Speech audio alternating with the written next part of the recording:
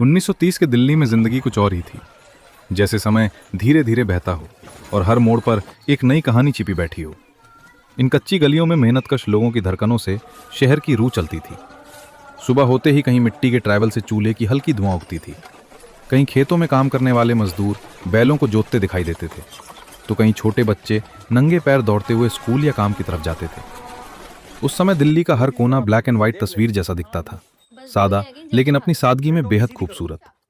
अमीर लोग बड़ी हवेलियों में रहते थे, ऊंची खिड़कियों और सजे हुए दरवाजों के पीछे उनकी अपनी दुनिया थी, जहां नौकर चाकर दौड़ते थे, बागों में माली पानी देते थे और शाम को हुक्के की सुगंध में उनकी महफिलें सजती थीं। दूसरी तरफ दिल्ली का गरीब इलाका कच्ची झोपड़ियों, तंग रास्तों और मिट्टी की महक से भरा हुआ था, जहां लोग कम कमाते थे लेकिन दिल के बेहद अमीर थे। एक दूसरे की मदद करना, साथ बैठकर खाना बांटना, मुश्किल समय में हौसला देना, यही उनकी असली ताकत थी। बाजारों की रौनक उस दौर की सबसे दिलचस्प झलक थी। मसालों की खुशबू, ढाबों से उठता धुआं, ठेलों पर रखे मौसमी फल, लोहे की दुकान पर हथौड़े की आवाज़ और हलवाई की कड़ाही में उबलती जलेबी की मिठास। कहीं घोड़ा गाड़ी निकलती थी, कहीं ट्रैम की घंटी बजती थी और कहीं रिक्शे वाले जगह दो कहते हुए भीड़ में रास्ता बनाते नजर आते थे।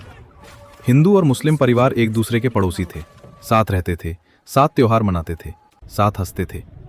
मस्जिदों की अजान और मंदिरों की घंटियां एक ही हवा में घुली रहती थीं, जैसे शहर खुद कह रहा हो कि इंसानियत धर्म से बड़ी है। इसी शांति के बीच कहीं कहीं डर भी था। ब्रिटिश राज की सख्तियां, पुलिस की चौकसी और लोगों की आंखों में आज़ादी की चमक। पर्दे के पीछे गरीबी, भूख और संघर्ष भी था। सड़कों पर मासूम बच्चे छोटे मोटे काम करके घर चलाते थे। कई मजदूर दिहाड़ी के इंतजार में घंटों बैठे रहते थे और औरतें घरों में पानी भरने के लिए लंबी कतारों में खड़ी रहती थीं। वहीं अमीर इलाकों में मोटर कारें गुजरती थीं, चाय की महफिलें होती थीं और अंग्रेजी स्कूलों में ऊंची जाति के बच्चों को पढ़ाया जाता था। शहर के एक हिस्से में शादी का बैंड बज रहा होता था, दूल्हे का घोड़ा, ढोल की ताल, नाचते बच्चे। और दूसरे हिस्से में किसी थाने के बाहर हथकड़ी लगाए एक अपराधी खड़ा होता था। भीड़ खामोशी से देखती थी, पुलिस की सख्त नजरें अलग। जेलों के अंदर अंधेरा और डर था, लेकिन उन दीवारों के बीच भी कुछ लोग आज़ादी के सपनों को लेकर जिंदा थे। और फिर दिल्ली की सड़कों पर अचानक नारे गूंजते, इनकलाब जिंदाबाद, भारत छोड़ो।